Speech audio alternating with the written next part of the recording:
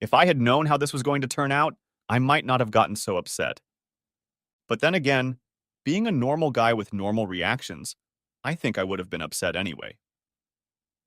Hey, Neil, I addressed the guy sitting behind the bar. Don't see you around here very often. Oh, hey, Rich, he replied somewhat sullenly. I don't go to pubs that often, but tonight's an exception.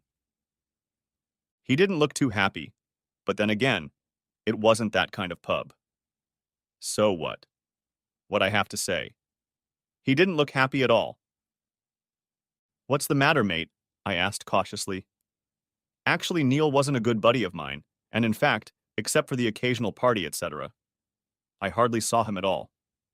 His wife Judy and my wife Corrine, on the other hand, were thick as thieves, so I knew, or at least thought I knew, quite a bit about what was going on in their lives.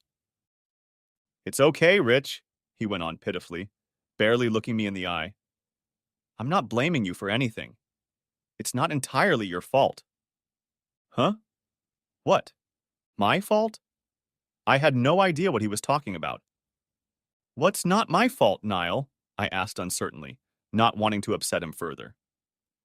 But instead of answering, he just sat there, resting his chin on his clenched fists in front of him, and let out a long, drawn-out sigh. Come on, buddy. What's up? I was genuinely worried about Neil, who was usually the life and soul of any party, but I was also curious about my part in his grief. Of course it's Judy, Neil told me. Her and that damn wife of yours. That brought me back in time. At that point, Corrine and I had been married a little over 10 years.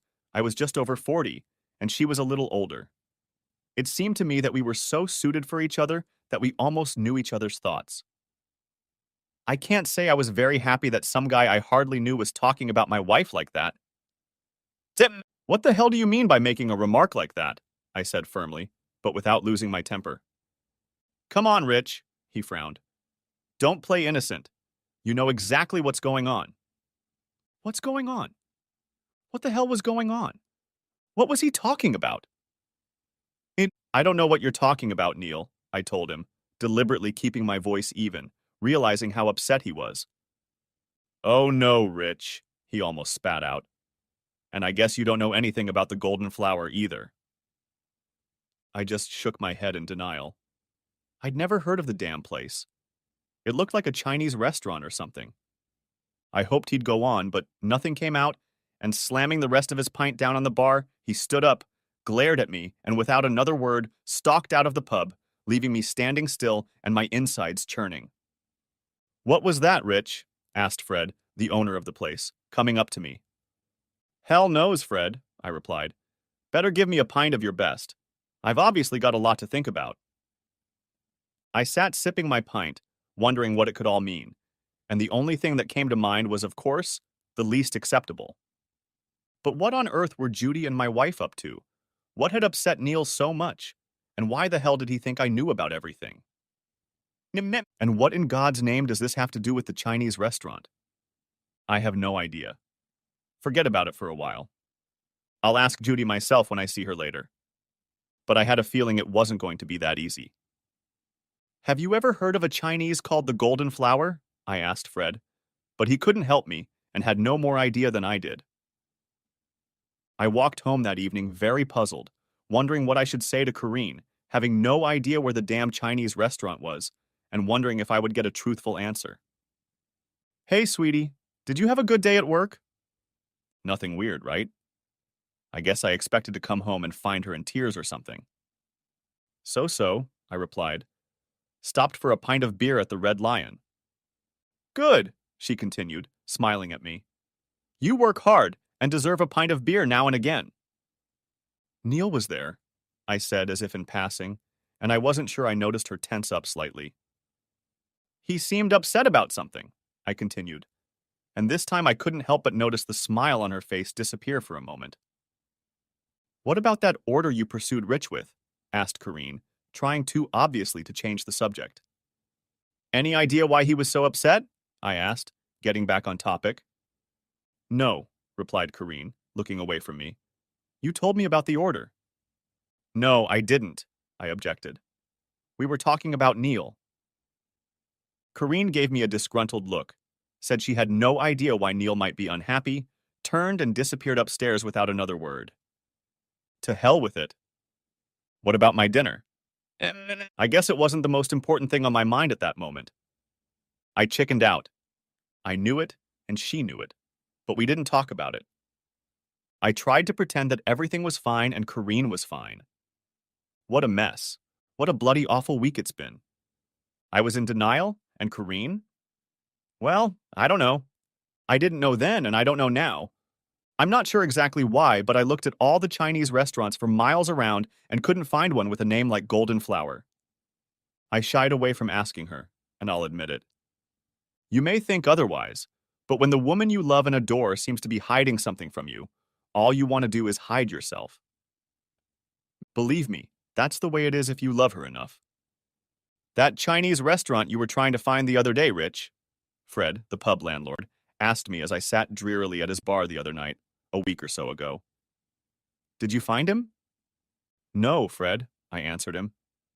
Looked through the yellow pages and everything, but there's nothing like it around here. Did you look in the clubs and lounges? He asked. Of course I hadn't. There's an establishment downtown with that name, he informed me. A little classy, I guess, for the likes of Rich and me, he joked. But from the looks of it, it's a place someone should visit. As you can probably imagine, this piqued my interest. I had to find out where it was. An hour later, I found myself parked near this place, with dim lighting and a muted atmosphere. Wow. I half expected to be refused entry, but I was let in with no problem, even though I was hardly dressed for a night of dinners and lunches. But it was still early in the day. I found myself in the bar lounge. What was that? To be honest, I didn't know myself. But looking around, I found it to be a pretty upscale club place, with a bar, a small dance floor, a few private booths and everything. Just the kind of place you could walk into to pick up a woman. Except they weren't there. It's a little early for the ladies, my apparently personal bartender enlightened me. They don't usually come in until 10 o'clock or so. I can wait, I told him. You bet, he added. I took a sip of my drink and contemplated what to say next. The decision wasn't too difficult. Does a woman named Corrine Walters still come in here? I asked, as casually as possible. There are a few Corrines, he replied. What does she look like? Blonde, I replied, trying to remain calm, though my heart was pounding like crazy. 5'4", nice legs, average build. Comes with a redhead? He asked. Probably, I replied, shocked that I had hit the mark so quickly. Judy really was a redhead, and those don't come around very often. I nodded my head in agreement. Even though I was seething, I still tried to act calm. Yeah, he continued. Comes in on Wednesday nights and sometimes during the week after work, I guess. And what does she do when she's here? I asked. Damn it. Too specific, too straightforward, too damn involved. Is she a friend of yours or what? The bartender asked, backing off a bit. Just a friend, I confirmed, but startled him and he stepped back to the other end of the bar. Holy shit. It was a good 10 minutes before he came back to me, and surprisingly, he wasn't so friendly anymore. Another beer, please, I ordered, and handed him a 10-pound bill. Keep the change. To say his eyes lit up would be an exaggeration, but no doubt I had his undivided attention. This Corrine, I asked him. What does she do? What does she and her friend do when they're here? Matt! We stared at each other for what seemed like an eternity, and finally he snapped. Is she your girlfriend or something, buddy? He asked. What are you interested in? My wife. It just so happens, I decided to be honest with him. And I want to know what she does at night with her girlfriend. He backed off again, but the $50 bill placed on the bar, despite my hand firmly on it, opened him up again. She comes in with the redhead, like I told you, and they dance a little, chat a little, he informed me. The usual stuff? The usual things married women do in establishments like this? I nudged him. A lot of them are married, he agreed. They flirt just as much as unmarried girls, and sometimes even more. What about the two we're talking about? I'd say, he replied, hesitating before continuing. I'd say they're not much different from the others. So they're flirting with the guys here? I guess you could call it flirting, he admitted, lowering his eyes to the 50-pound bill still in my hand. And how far does that flirting go? To that, he just shrugged and gave me a blank stare. I slid the bill a little farther down the bar counter, but kept my hand firmly on it. I didn't need to say anything else to encourage him. There's a lot going on, he agreed. You know, touchy-feely stuff. It happens all the time in a place like this. And what does that mean? I pressed him. My insides nodded. Did they grope her? He shrugged, and I assumed that meant yes. What else? It was a question, wasn't it? And he remained silent, staring again at the $50 bill I still held under my arm. Handing it to him, I let it go. Well? That was the big question. Some girls go out with men, he admitted. I'm not saying those two are against you, but I don't really keep track of what all my clients do. I've never seen them go out with guys, but like I said, he left the rest unsaid so I could read it the way I wanted. Next chapter. I pressed the bartender, but he wouldn't tell me more, and frankly, the information I already had made further investment a waste of time. I headed home. Was it still home? Yes, but it wasn't like it used to be, and it probably never would be. Hi, honey, Corrine greeted me as I walked through the door. You're late. Working overtime? No, I replied as casually as possible. Dropped into the pub and had a pint more than usual. It's all right, darling, she told me, smiled and walked over to me, holding out her arms for me to give her a welcoming hug. Was it all a coincidence? Or did her sudden change of mood have something to do with my movements that night? I couldn't believe the bartender had called her to warn her, but I still couldn't believe he was talking about my wife. I wasn't ready to be done with her yet, deciding I needed a little more proof. After all, he hadn't told me she'd gone off with other men, but he hadn't said she hadn't. Still, that didn't mean I couldn't rock her boat a little. Find out anything about why Niall was upset that night, Corrine? I asked, still holding on to her so she couldn't break free. I have no idea, she replied, almost too quickly, as if she was planning her answer. Why should I know? Judy's your friend, I reminded her. You go out for drinks with her every Wednesday. I thought she might have mentioned something. Corrine made an attempt to pull away from me, but I held on tight, not letting her get away and avoiding my questioning. She didn't tell me anything, Corrine replied succinctly. Judy wasn't hanging around behind Neil's back, was she? This was getting too much. How would I know? Replied Corrine, trying to get out of my clutches. Well, you meet her on Wednesday nights and never come home late. I just thought you might have noticed her hanging around with some guy. Of course I didn't notice, Rich, she whispered. Why are you asking me questions like that? So you're sure Judy isn't partying behind Neil's back on Wednesday nights? I pressed her even more. Are you sure about that? Get off me! Corrine shouted, finally managing to push me away. Stop treating me like this! I didn't do anything wrong! I wasn't accusing you of anything wrong, Corrine, I pointed out to her. We were talking about Judy, not you. Why should I think you did anything wrong? The look on her face spoke 1,000 words, and eyes misting over, she turned and disappeared into the kitchen.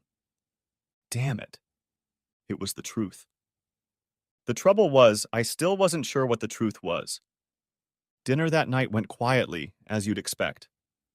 I didn't accuse her of anything, and she didn't admit to anything, and for the next few days we continued our unhappy existence as before.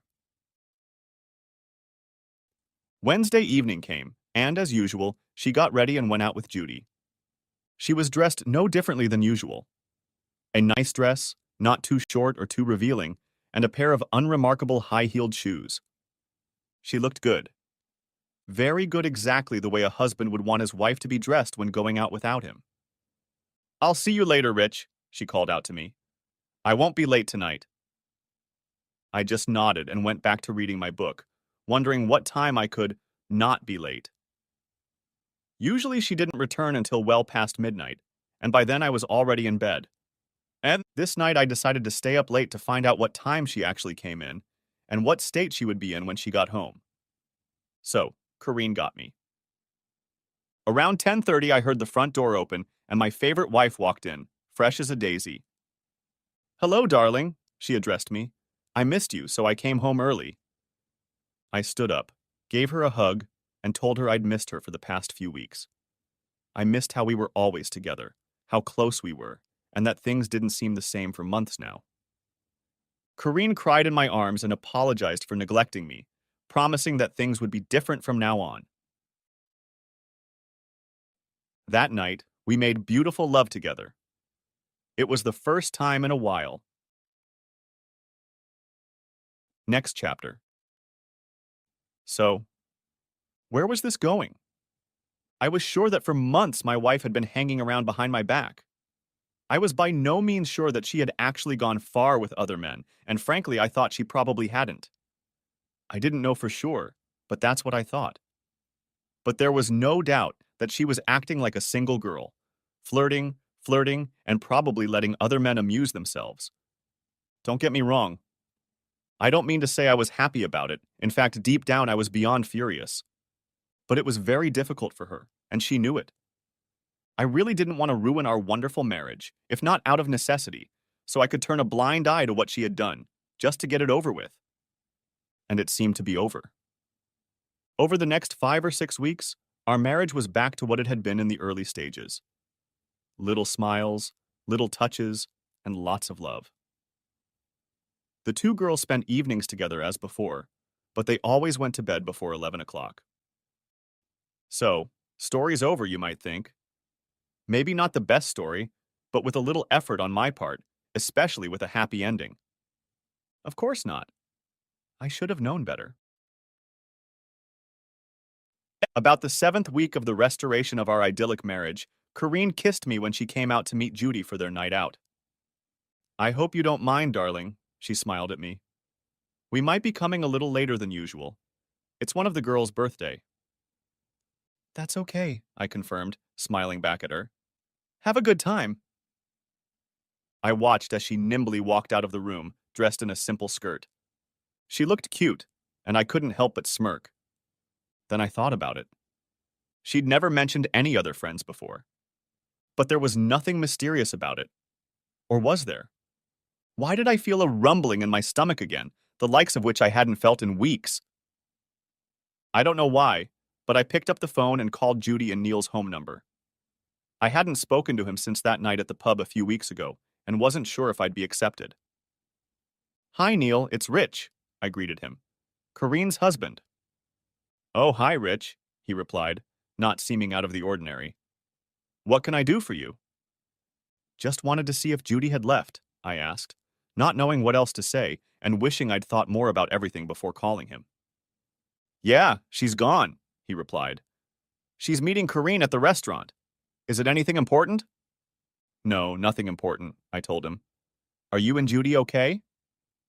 It was too abrupt, but he sighed and said they had worked things out, even apologized for being so brief with me that night, and I told him it didn't matter. I hung up the phone. Damn! Damn and blast! Had they met at the restaurant? Then why had Corrine just had dinner and not told me 20 minutes ago that they were meeting at the George and Dragon pub? Maybe it was a mistake. It could have been completely innocent. I thought maybe it wasn't. After thinking about it for a bit, I decided that nothing would go to waste if I did a little investigating. So I went upstairs, took a quick shower, and changed into casual clothes more suitable for a night out on the town. Half an hour later, I was already standing outside the Golden Flower, wondering if I had been stupid, but determined to keep going. Another 5 minutes, and I was already ordering a beer from the bartender. It was the same man I had talked to earlier, and I waited for him to be free. "Seen Corrine and her red-headed girlfriend around here lately?" I asked, looking him straight in the eye. It took him about 5 or 6 seconds to realize who I was, and a couple more to notice the tenor I held in my hand.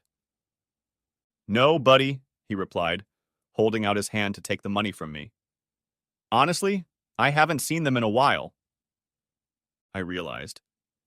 Maybe I was really off on a wild goose chase, but I sat down to enjoy my pint anyway, gleefully admiring all these talents. And no change was offered to me, so I guess he was telling the truth. I finished my pint and went to the toilet. Hey, come on. That's what men do. I came out of the toilet and shit. Damn it. I nearly bumped into Corrine and Judy. Oh shit. Not that I recognized them right away, but if they hadn't been so engrossed in the 4 or 5 guys surrounding them, we definitely would have bumped into each other. You're wondering why I didn't recognize them right away, aren't you? Come on, admit it. When your wife comes out of the house dressed kind of nice, and then you see her shortly afterward looking like Corrine was... Maybe I should explain. Corrine was wearing, well, sort of wearing. Well, no, let's start again. It was a dress. I can't think of what else to call it, except that dresses traditionally cover the sensible part of the body of the woman wearing it. This one apparently didn't. Come on. I may be exaggerating a bit. Regardless, I had never seen my beloved wife dressed like this before, and it was a shock. I didn't know she had a dress like that, and Judy, the bitch, was a match for her.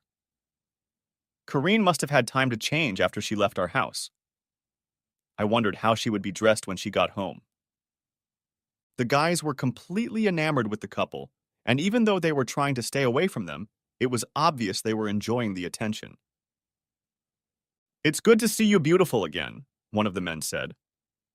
Where have you two been? Said the other. Join us at the table, suggested the third, and by this time I was furious. I sat in the background while various suitors came up to them, took them to the dance floor, and tried to undress them. They almost succeeded. Well, maybe not quite, but the whole time Corrine and Judy were laughing and giggling, enjoying the various parts of their bodies being shown off to other men. I didn't. Let's be clear. I wasn't laughing and giggling. I didn't enjoy it at all. I sat there and freaked out while my wife and her friend flirted with anyone who approached them, and there was no shortage of attention. Cow bitch. It was a loving wife who kissed me goodbye in the morning and smiled lovingly at me as she left in the evening. A friend's birthday? Where was that damn friend? Next chapter. On the house.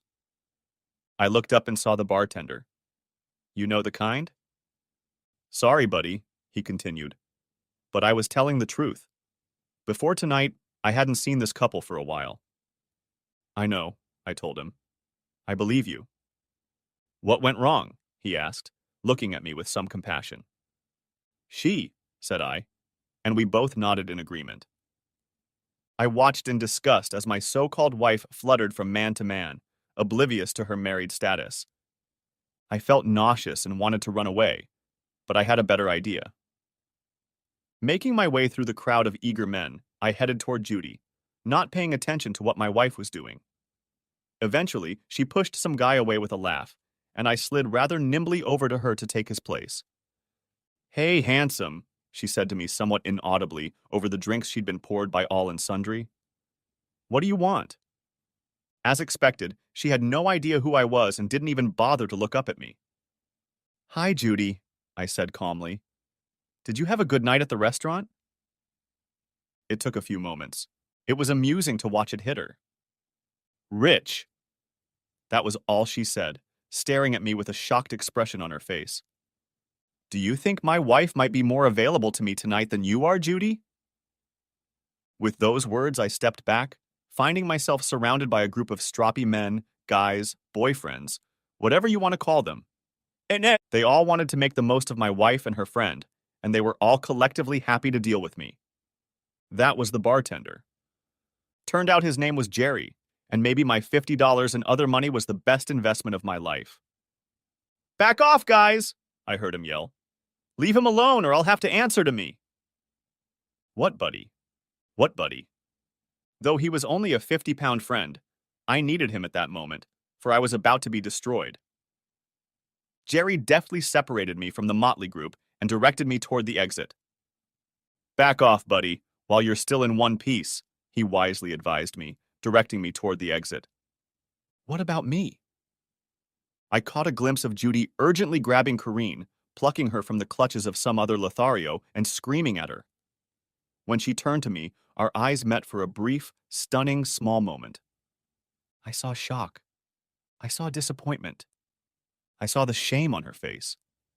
And then I was gone.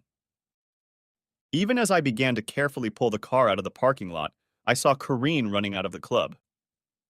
Some guy clung to her, trying to hold her back, and even as I watched, she swung around and punched him in the face, nearly knocking him to his knees. She saw my car and ran after me, not hoping to catch up with me, but not wanting to give up. It wasn't until 100 yards or so later that I saw her fall to the ground in the middle of the road, and as I drove away, I left her there, crumpled on the pavement. Next chapter. Not an easy situation. Not for me, not for her. She didn't come home that night, but around 12 o'clock I got a call from Neil. "Hi, Rich," he began. "Corrine's here to see me." "So what?" I replied. "She wants to know if she can come home," he continued. "Tell her to back off," I yelled into the receiver and disconnected the connection. I left the phone on the hook. Not the most pleasant situation, huh? What to do? I didn't really care. And that Friday night I got home from work and found Corrine's car in the driveway. She'd gone home. But home to who? If things were bad before, then, well, you can imagine. She claimed she wasn't having fun with anyone else. And maybe that was true, but she just didn't understand. Why was life so complicated? It got even worse. After a few days, I found myself hating her, even though I still loved her. I really didn't know what to do, except that I knew she had betrayed me more than once or twice, and I couldn't accept that. I couldn't trust her anymore. I needed to talk to someone, but who? I had no brothers, no sisters, no close uncles, not even special friends. For the last few years, since we moved to this neighborhood, it's just been me and her Corrine. Stupid? Maybe. I found myself going back to the damn club. Don't ask me why, because I couldn't give you an answer. All I knew was that all my problems seemed to come from there, and that's where I had my personal 50-pound friend. Stupid? Definitely, but it worked for me. "You're not the first husband to be in this situation," he informed me. "It happens all the time." "But what am I supposed to do about it?" I asked in desperation. He shrugged uncertainly and shook his head. He didn't seem to have any more ideas than I did. He stepped away and washed a few glasses, but returned 10 minutes later. "Rich," he began. By then we were on equal footing. "Why not give her some of her own medicine?" Turning to me, he nodded his head toward the other end of the bar, and I noticed a very attractive young woman sitting there alone. "She won't want to know me," I commented. "She can't be more than 20 years old." "In my experience," Jerry solemnly informed me, "that's not a problem. Besides, I'd guess she's in her early 20s, maybe even 30s. "Do you think she wants to be picked up?" I asked uncertainly. I hadn't had any conversations in a very long time. "I'm pretty sure she's rich," he continued. "Just waiting for someone like you." "Maybe she's married," I said, almost making an excuse, though I had to admit I was sorely tempted. "I'm sure she is too," Jerry confirmed. "Maybe she's waiting for her husband." I was still cautious. "I highly doubt that, Rich," Jerry grinned, "because I'm pretty sure the guy sitting in that booth in the blue top is her husband." "What?" "You heard me," he replied. "He came in about 20 minutes ago and sat over there, and she came in about a quarter of an hour later. She keeps glancing at him, and his eyes are fixed on her." "You're kidding me, Jerry," I hissed. "What are they doing?" "Just having fun. I haven't seen those two before, but it happens all the time. A couple comes over and pretends they don't know each other, and the guy enjoys watching other guys molest his wife." "But what happens?" I asked, amazed at what he was telling me. "Usually it's nothing much. The guy gets a few close dances and maybe even feels himself up. Maybe a kiss or two, but nothing more than that. Once in a while, a guy might talk a woman into going out with him. Depends on the couple and how far they want to go." I looked at the young dark-haired woman and couldn't help but notice that she was definitely dressed for the chase. How far do you think she'll go? I asked the owner. Not very far, he estimated. She's too nervous. This is probably the first time they've ever done this. I think you'll be perfectly safe, Rich. Have a little fun, but don't get too carried away. I looked at Jerry, marveling at how well he had caught my mood. I did want to have a little fun, but I didn't want it to go too far. Then again, that was why he was such a good bartender. Do you think she'll go for me? I was still hesitant, still nervous about approaching a woman I didn't know. Well, that young guy over there just tried to chat her up, but didn't get anywhere, he told me. She looked at the guy in blue and he shook his head. She probably didn't like him, but I think he's just too young. Maybe you'll get lucky. Damn it. Was all this really happening under my nose? Look, Jerry, I can't just walk up and say hi to her. She might tell me to back off. Jerry laughed, then told me to leave it to him. That he would walk over and give her a drink and tell her it was from me. How do you know she wants a drink? I asked. I'm a bartender, he replied with a smile. That's my job. Stupid question. I continued to sit while he prepared some kind of drink I didn't recognize, and then went to the other end of the bar. He offered the girl the drink, she looked in my direction, and I nodded my head in a friendly gesture. The girl took the drink, took a quick glance at the blue shirt, and nodded at me, raising her glass in greeting. I was hooked. Damn it, my heart was pounding. I had absolutely no idea what I had gotten myself into. And careful not to make a fool of myself by jumping off the stool, I walked over to the bar and said hello. Hi, she replied. Thanks for the drink. My name is Rich, I told her pretty original line of conversation. What? Hi, Rich, the girl replied. I'm Cindy. So far, so good, and I noticed Jerry discreetly give a thumbs up from behind the counter. Only then did I notice how nervous the girl was. She wasn't shaking, but it was noticeable. We chatted about this and that for a while longer, and gradually she relaxed, and with her, so did I. We got along fine, and I asked her to dance. I'm no Fred Astaire or anything, of course, but I have a fair amount of knowledge, and she was happy to follow my simple steps. A little stiff in my arms, she soon softened, and by the second dance, she was snuggling up to me wonderfully. Not too close, as you can imagine. Just nice. It was nice for her. I wanted to kiss her, but such an opportunity did not present itself, and I just enjoyed the feeling of a beautiful young woman in my arms. After the third dance, she suggested that we return to our seats, and she herself left to the ladies. Nah, it wasn't until the blue shirt picked up her cell phone that I figured it out. She had gone to the restroom to call him. Maybe to ask if he approved of her? I really didn't know, although everything so far indicated that she approved, and I hoped he did too. That was confirmed when Cindy returned, smiled at me, and walked over, climbing onto a stool. What are you grinning about? She asked, when I could no longer contain my laughter at the situation. What do you think? I replied, somewhat unkindly.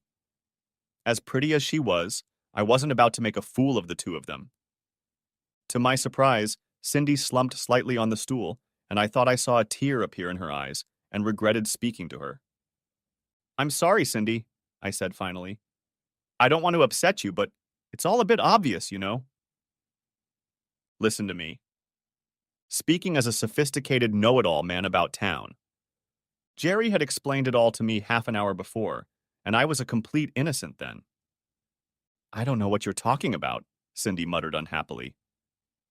So you don't know who the blue shirt is, I replied, but a little softer. Oh my God, why did I say that? I had brought her to tears. What does a man do in such circumstances? Of course, I walked over and hugged her. I'm sorry, Cindy, I comforted her. I didn't mean to be a nuisance to you. You're just like my damn husband, she sobbed, snuggling into my shoulder. I soon found myself kissing her forehead, comforting her, saying affectionate words to make her feel better. Let's dance some more, I suggested, and pulled her along, realizing that sooner or later the blue shirt would realize something was wrong with her. Once on the dance floor, she pressed her soft body against mine again and sobbed quietly throughout the first dance. What's the matter, Cindy? I asked, when I felt her calm down. I'm not going to do anything you don't want me to.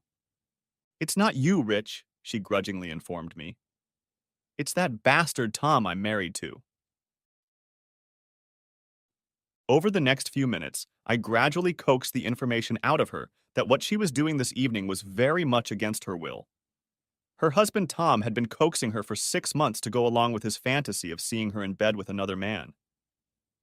She had been disgusted by the whole venture and had flatly refused, and one night Tom had come home quite tipsy with a couple of his friends. Did they follow you? No, she sobbed. I locked myself in my bedroom and didn't see Tom until the next morning. You should have reported them to the police. I made a somewhat inappropriate suggestion. How could I? She whispered, and burst into tears again. When she calmed down again, she explained that the next day her husband had threatened her that if she didn't play along, he would invite his friends to a gang fight with her as a prize. Eventually, after some discussion, she agreed to go to the bar and let some stranger pick her up, since it seemed like a smaller step than going all the way. Why don't you just dump him? I asked. Maybe I should, Cindy replied. But I guess in some ways maybe I still love him. So what does he expect you to do tonight? I asked. Oh, I don't know, she replied sadly. Maybe go out with some guy or something. I just don't know. Why don't we do it now, Cindy?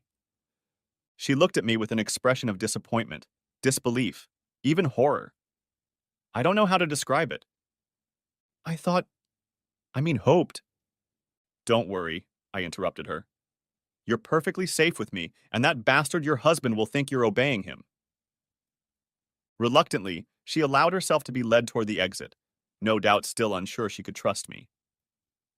I caught Jerry's eye as we walked out, and he looked at me in surprise.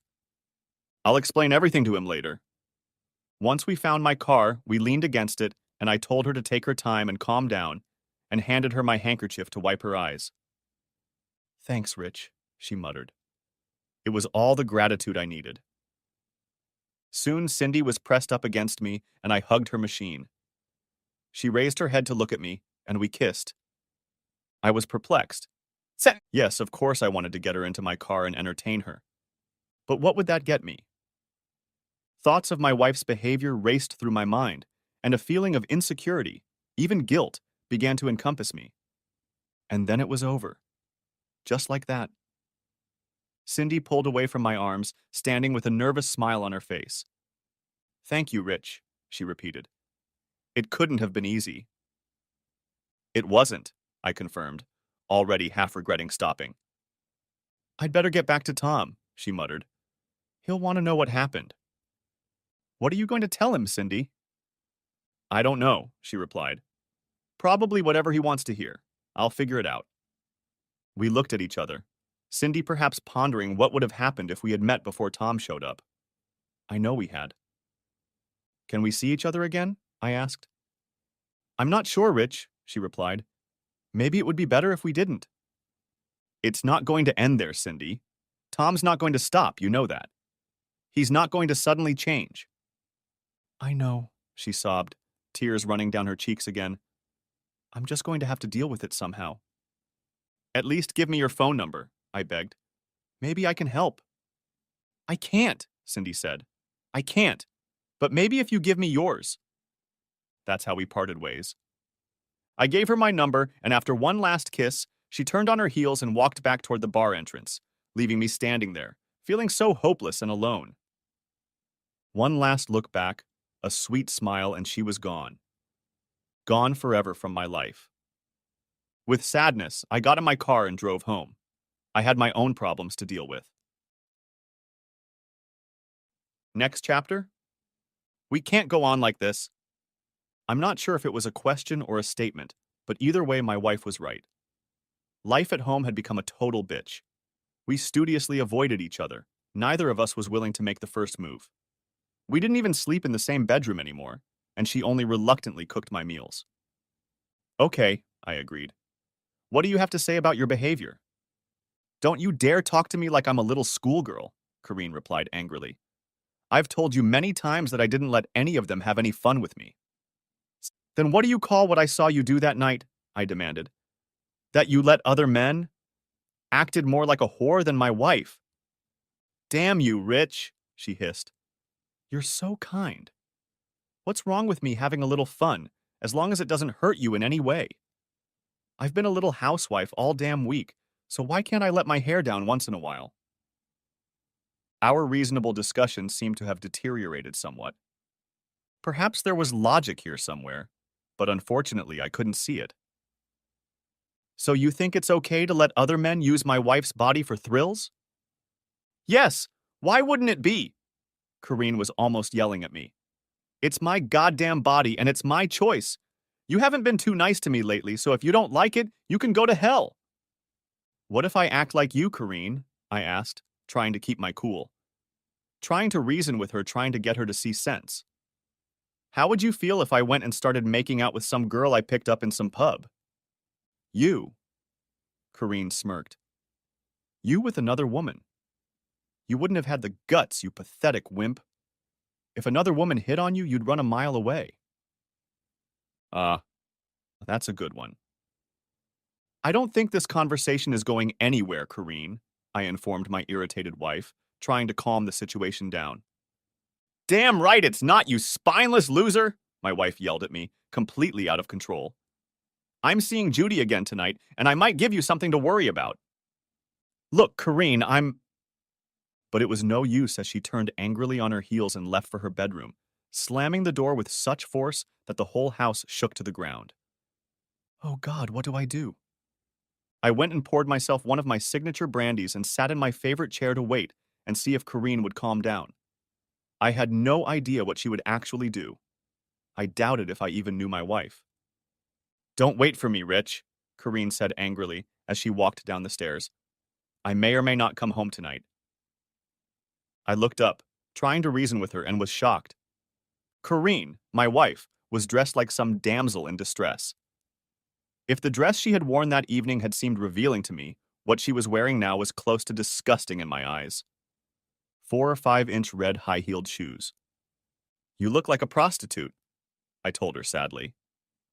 I'm not selling it today, honey. I'll be giving it away. You can't go out on the street looking like that. You'll get picked on. Go to hell, bastard. They won't have to. I'll make the offer myself. I suddenly felt very calm. I don't know why or how, but I felt calm. If you go out on the street dressed like that and with that attitude, Corrine, I told her in a level voice, we're finished. Our marriage is over. I won't be here when you get back. Gee, Rich, she continued to yell at me. You've held me back for years, and now it's my turn to go out and have fun. I'm going to have fun with whoever I want, and there's nothing you can do about it. Looking at her, I wondered where the love in our lives had gone. Not so long ago, this woman was the apple of my eye, and I was willing to do anything for her. I loved her to the point of madness. I wondered when she stopped loving me, as I couldn't believe she loved me anymore, and I just couldn't understand the contempt with which she now seemed to regard me. Okay, Corrine, I said, determined to knock the wind out of her sails. Off you go then. Have a good time. Watch how you cross the road. What do you mean, Rich? Replied Corrine, mouth ajar, perhaps realizing she'd led me too far. And that's all you have to say? No, just one more thing, Corrine, I added. Why don't you back off? Having said that, I stood up and went into the kitchen. Not for any reason, but just for fun. I leaned on the sink, took a deep breath, and waited to see what she would do, half fearing that she would actually come after me to apologize. But no. She must have thought about it after all, because 5 or 6 minutes later, I heard her high heels click on the parquet of our hallway, followed by the slamming of the front door. If she keeps this up, I'm going to have to check the foundation. That's it. Done. Packing my suitcase took longer than I had anticipated, but within an hour I was out and sitting in my car, heading to the nearest hotel where I knew my company had an account, and it didn't take me long to book a room. I only took one night as I had absolutely no idea what my plans were for the next few days, let alone the future. It still didn't make sense that I left home. Why me exactly? About an hour later, my cell phone rang, and when I opened it, I saw that it was Kareen calling me. I contemplated whether or not to answer it, but sooner or later I had to accept it. Hi, Kareen. What do you need?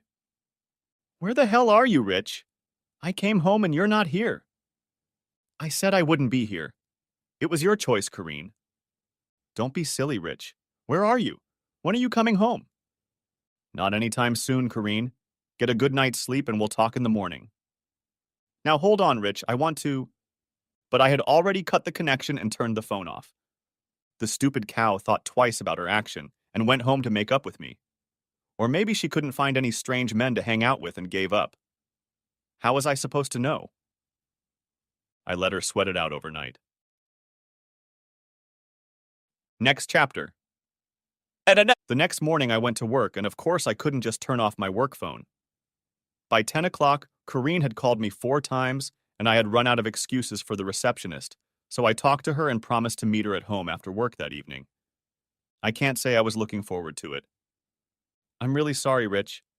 I shouldn't have left you like that last night, she greeted me, walking up to me with her arms outstretched.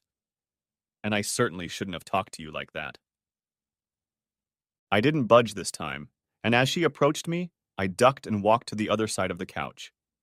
She looked mortified.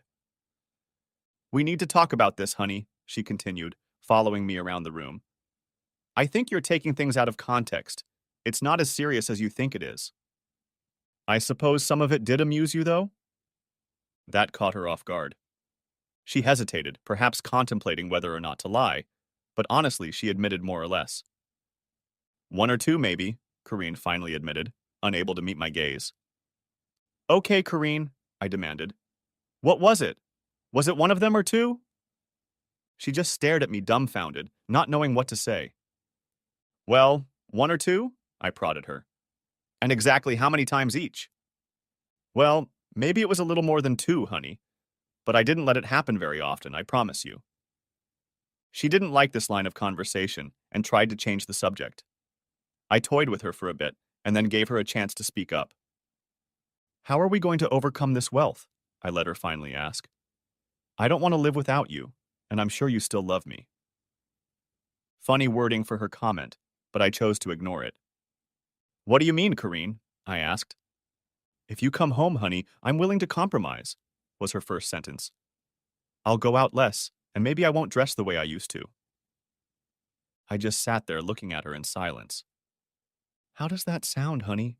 She almost whimpered. Do we have a deal? So you're going to have fun not once a week, but once every 2 weeks. Is that what you're offering me? Don't be so rude, Rich, she threw back, the angry expression on her face contorted. I promise I won't let anyone do that to me from now on. I've had too much to drink, and I admit I've gone too far. Maybe you won't go out with Judy at all? I suggested, shakily clinging to the hope that we could work things out. And if you do, it'll be to a restaurant or a movie or something. Jesus, Rich, she swooped back at me. Don't you trust me or something? You can't give me the slack to go out and have a little fun? She just didn't get it, did she? Go and have all the fun you want, honey, I replied quietly. And I'll move into the spare room and you can do whatever the hell you want. End of conversation. Why the hell should I be the one to move out of our house when she was the one who was wrong? The end of the marriage, for what it's worth. But I don't think Kareen realized it at the time. Our life together continued as before, and even a little better. At least we talked to each other, and my meals didn't pass to me like poison. Kareen was even doing laundry again. That Wednesday, she didn't go out with Judy. What a wonderful wife she was becoming. A week later, I was at work and then my cell phone rang with an unfamiliar number popping up. Hi, Chris, I answered. Hi, Chris, a female voice answered. This is Cindy. Can we talk? Oh my. I can't say I'd forgotten Cindy or how nice she felt in my arms, but I more or less assumed I'd never hear from her again. My life was hard enough as it was without her problems. Of course we can, Cindy. What can I do to help? Is everything okay? Okay. So I'm partial to a beautiful woman in trouble. That's a little cheeky, Rich, she continued. But can I ask you a favor? Why do women do that? Why do they ask if they can ask you for a favor? If you answer yes, then you've already half agreed to what they need from you, I suppose. Sure, Cindy, I replied. What's the matter? Told you I was a sucker. It's Tom, my husband, she told me. The story I told him about what we did last night pleased him for a while, but he insists I take it even further. How much farther? Was that a stupid question or something? He wants to watch me have fun with another man, she whispered, her embarrassment evident even over the phone. Hold on, Cindy. I started to protest, but she interrupted me. No, Rich, please don't misunderstand me. I'm not asking for this. I wouldn't do that. I told him I would go and do it with another man and tell him everything. It's not what he really wants, but it will take his mind off me for a while until I decide what to do. So what exactly do you want from me, Cindy? I was hoping you'd meet me somewhere public where he could see me leaving with you and assume the worst. You could leave right afterward if you didn't want to stay with me, and I'd go to an art show or something, and then go home alone with some story. I wondered. Poor cow. Why do some women have to put up with guys like that? There was desperation in her voice. What would she do in the long run? How about I take you out to dinner, Cindy? I suggested. No sense in spoiling the evening. She seemed pleased with my answer. So, I purposely chose Wednesday since I knew Corrine would be out with Judy. She left early in the morning in a very good mood and even made an effort to give me a peck on the cheek. At least she was dressed quite soberly, though of course that's how she'd left the house before I'd caught her the previous time. I won't be late, honey, she told me. You'll see it won't hurt you one bit. She smiled at me and I smiled back. She still didn't understand, did she? She didn't even notice that I was getting ready to leave too, and I left shortly after her. Hey, Rich, a voice greeted me as I looked back at the bar. Holy shit.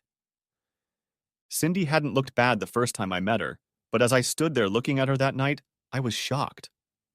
She wasn't just pretty, she was beautiful, and she was wearing a simply wonderful little blue dress. You look different tonight, I told her.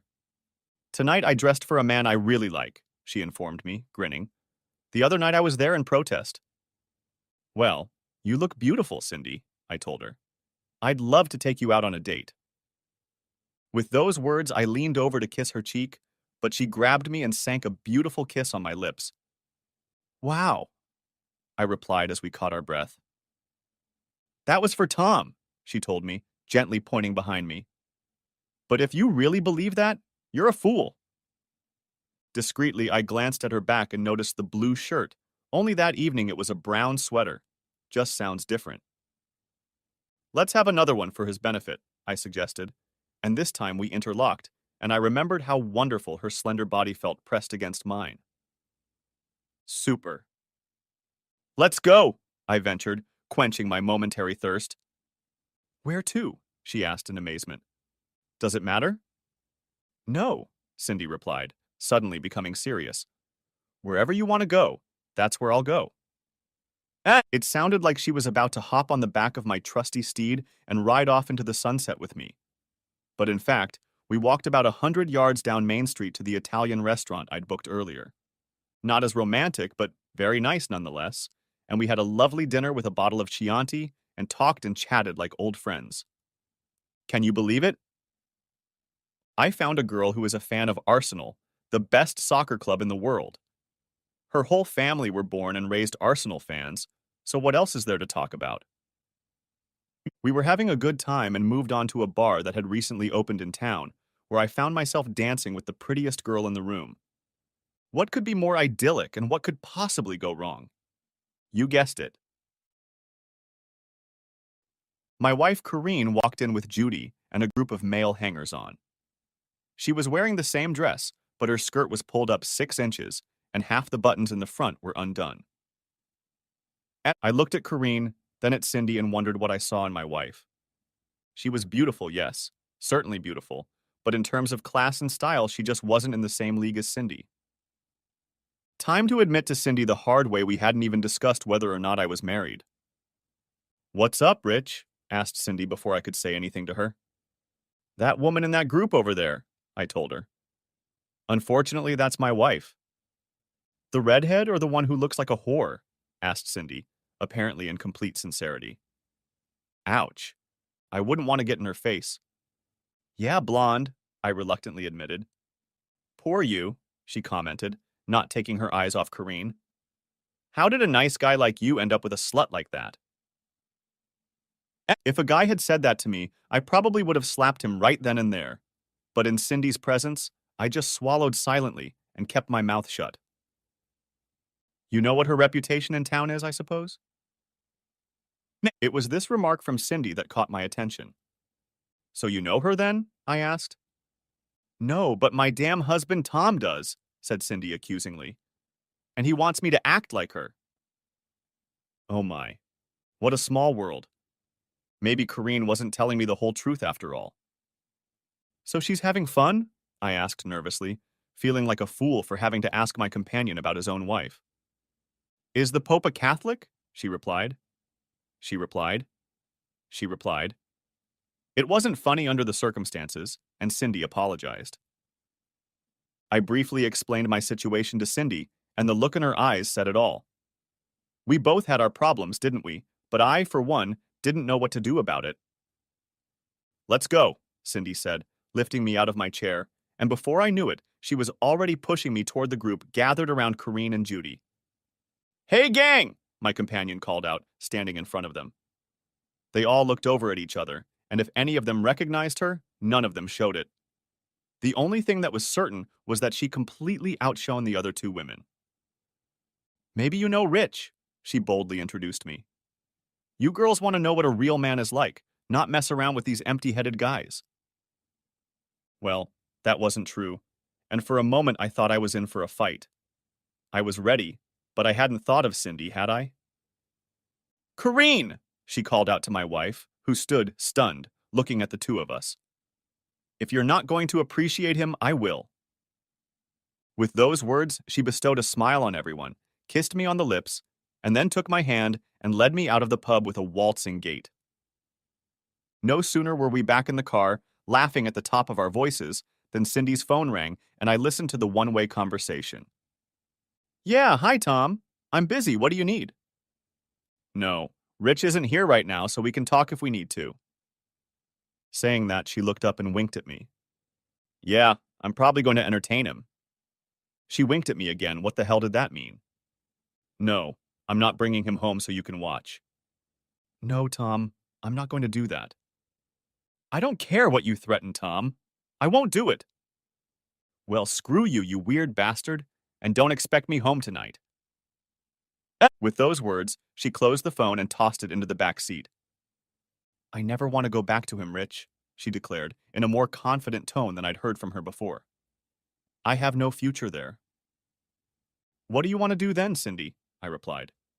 Because I seem to be in the same situation as you. Is there a place we can go? Good question. How about Brighton? I suggested. Brighton, Cindy almost squeaked in surprise. You mean Brighton by the sea? Quite right, I confirmed, as surprised by my spontaneous idea as she was.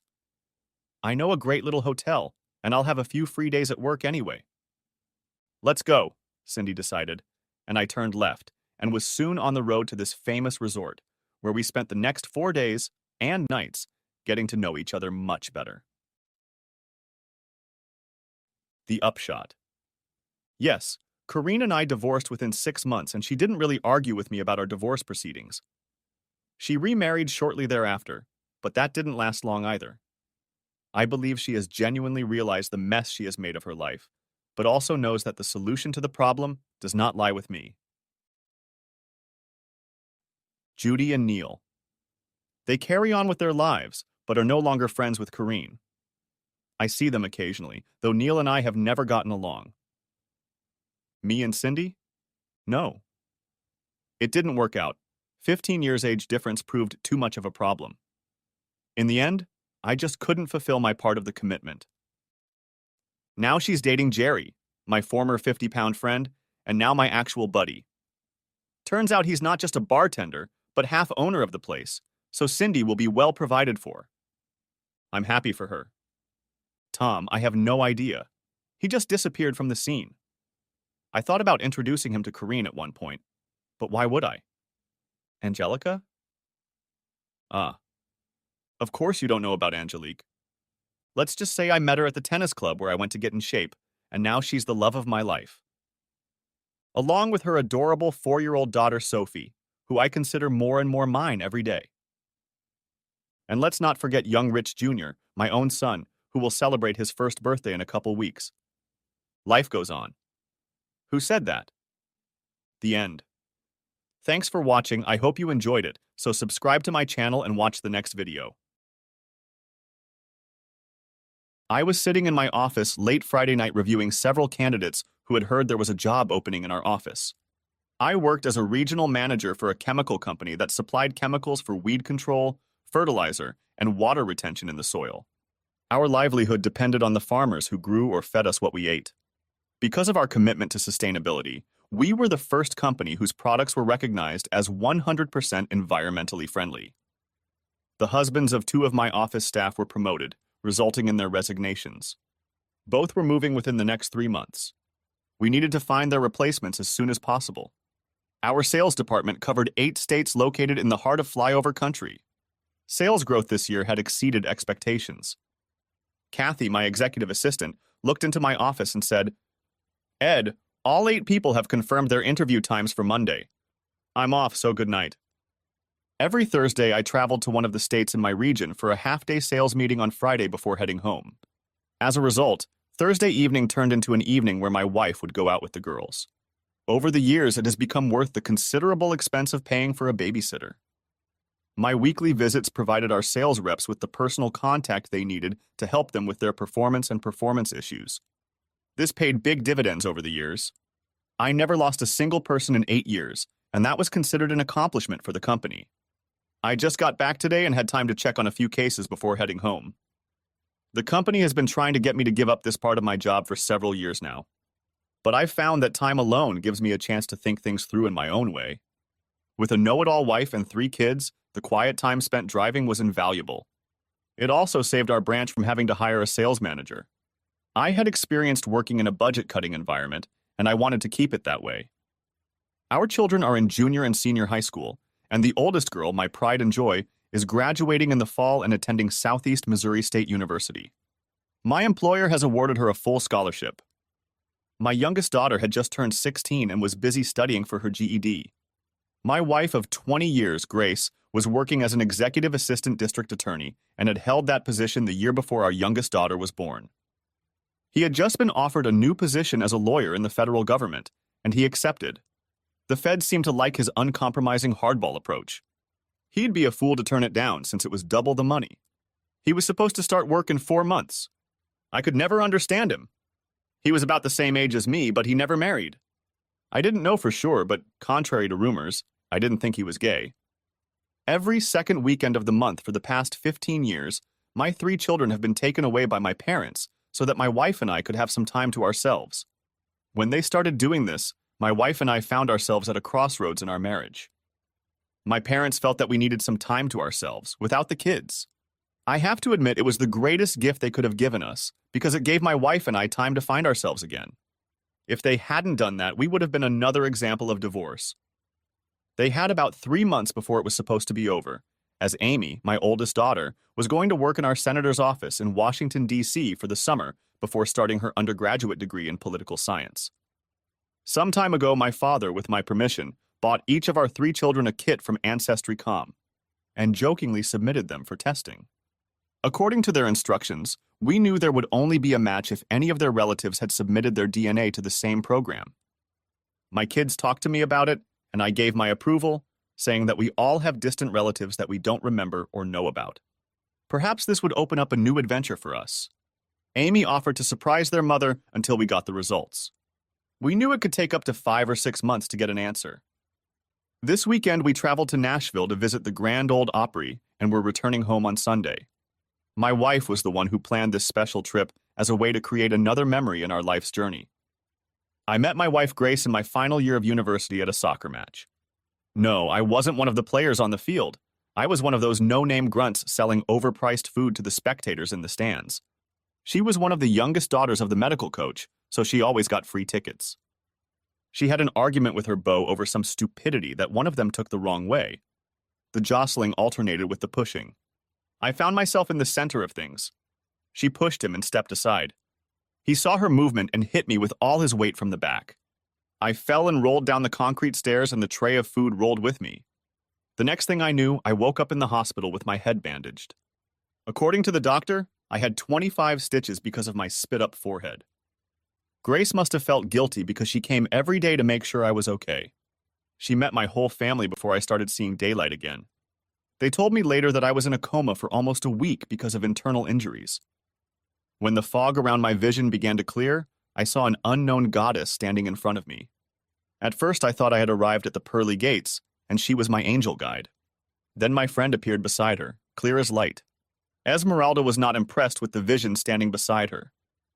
I closed my eyes and drifted into sleep, praying that Esmeralda wouldn't be there when I woke up, and that it would all be a dream. When I woke up, the dream was still around, but Esmeralda wasn't. Esmeralda decided she had to find a new sweetheart to mess around with her. God favored my prayer. Grace stood next to me, never asking me anything while I was slowly getting my life together. I never asked her, but eventually we started dating. One thing led to another. When we graduated, I went into sales and she found her first job as a management assistant. At one of the family reunions, her younger cousin asked why she was still single, and she said because Ed hadn't proposed to me. 3 months later, I stood at the altar and watched the goddess walk toward me. 5 feet 8 inches tall, with long blonde hair, deep bluish, almost black eyes, and a figure that made men drool. Grace and I married. By the 5th year, we had both reached the point where we were ready to break up. To this day, I couldn't understand why or how we were separated. For all I knew, she didn't understand either. We had just stopped at Lambert's on the way home. To me, this restaurant lived off its reputation. What they liked most was throwing huge buns across the room into the air to be caught by customers, because all the other food was outdated, overcooked crap. We stopped at this tourist trap because it reminded my wife of her mother's home cooking. Need I say more? For some reason, my wife reached over and turned off our sound system. When she did that, it meant she wanted to discuss something serious. I reached into my jacket pocket and turned on the recorder. It was a trick I used to maintain confidentiality when I thought I might need to confirm what I'd said later. Ed, my wife Grace asked, have you ever thought about having an affair? My first thought was what brought this on. My second was why is she asking this? Does she have a child or does she know someone who does? Why does she think it's important enough to talk about it right now? I had to clear my mind of the questions before I could speak. Grace, let's be honest, I said. Everyone's been thinking about the affair. The better question is whether I've ever acted on it, and the answer is no. Why not? Asked Grace. Because I said my vows when we got married, I said. They meant something to me, and they still do. As society's attitudes have changed, Grace says, marriage vows no longer have the value they used to.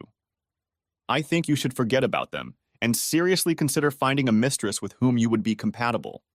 If you're worried about your own guilt, consider that I personally allow you to have such a woman with my unconditional blessing. Having such a woman can help you to appreciate our relationship even more, as well as give you a deeper understanding of what we are. In this way, you will be free to receive the full value and enjoyment of the relationship when you find the right woman you want to have a relationship with, without the burden of guilt.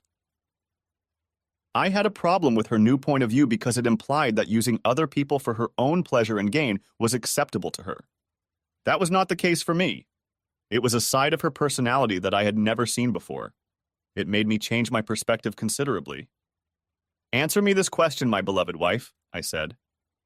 Why is my open affair with your approval so important to you? Have I done something so disgusting to you that you want to find an excuse to destroy our marriage?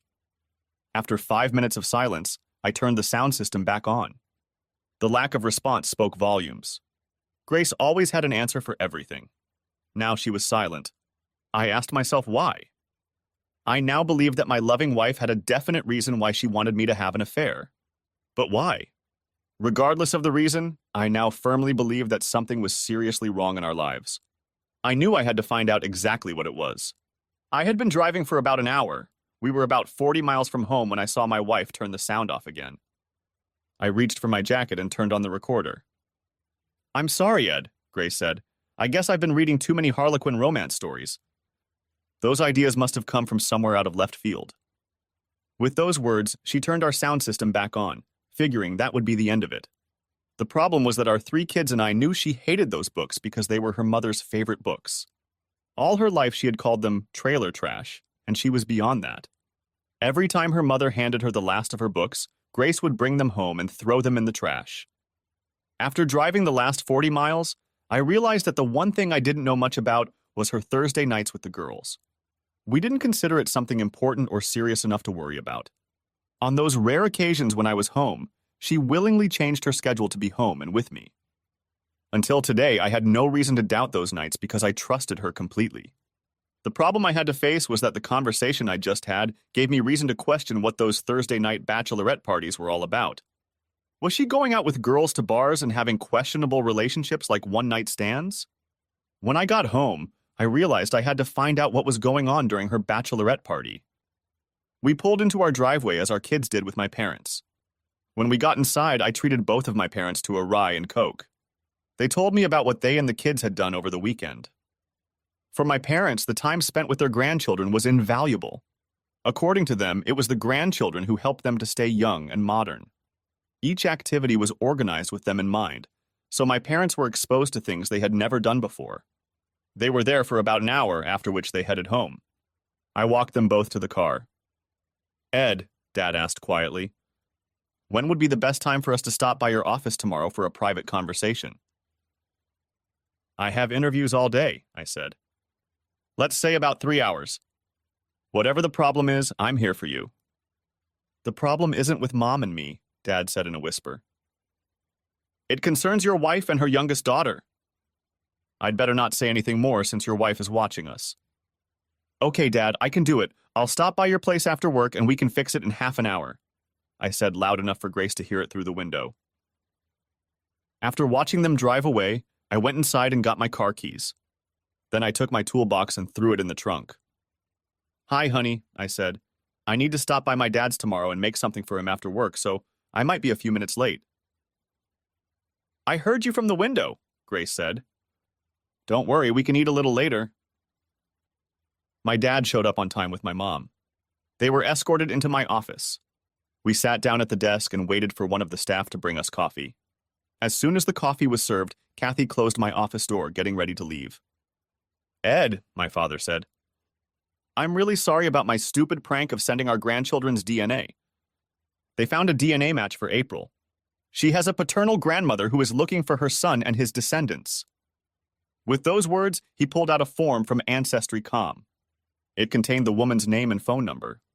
I was devastated. My father, just by looking at me, realized how much the news had hit me. Dad, I don't think they made a mistake, so let's see what we can all figure out, I said. Using the office phone, I dialed the number and turned on the recording function and speaker. I wanted to make sure I had a permanent record of the conversation. The phone rang twice before it was answered. My name is Edward Paul Adams, and I'm looking for Mrs. Beatrice Smith from a DNA match found thanks to Ancestry.com, I said. May I speak to her, please? You're talking to her, young man, the woman said. How can I help you? It's complicated, I said. Long story short, my youngest daughter, as I just found out, is your granddaughter. You mean April Marie Adams? She asked. Yes, it is, I replied. Then perhaps you know my son, who I had to give up for adoption when I was only 15, she said. I might if I knew his name, I said. He was adopted by a family with the last name Barrow, and his middle name at the time was Luke Robert, Mrs. Smith said. My face turned white. Tears came to my parents' eyes because we knew the name well.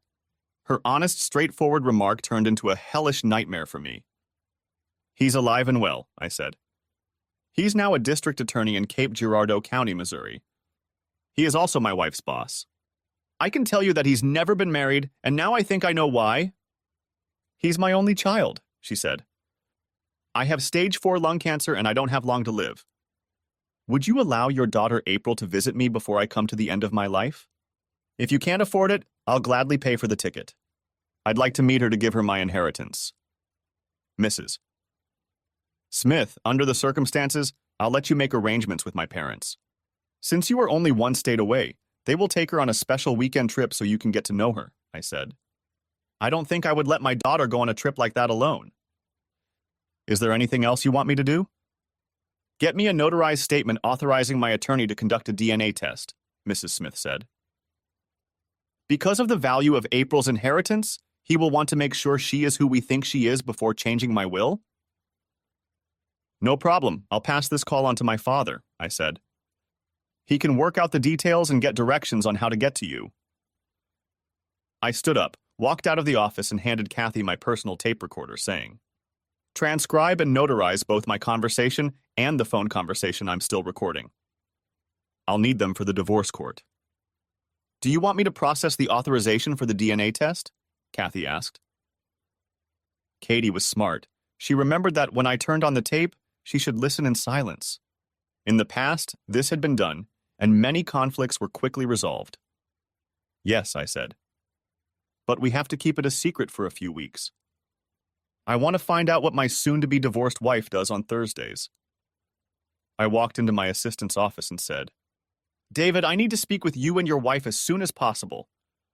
I'm going to need your cooperation on a personal matter. David looked at me and immediately realized that what I needed help with was very serious. She's about to be released from dispatch, David said. I'll text her to come right over. I went back to my office and we worked it out. Using my house key, they would pack April's clothes and leave the following Friday. I would pick her up from school and drop her off at their place by 10 o'clock. I was walking my parents to the exit when David's wife walked in. I told her to go to his office and I would join them shortly. Thanks to modern communications, Kathy already had copies made and transcribed.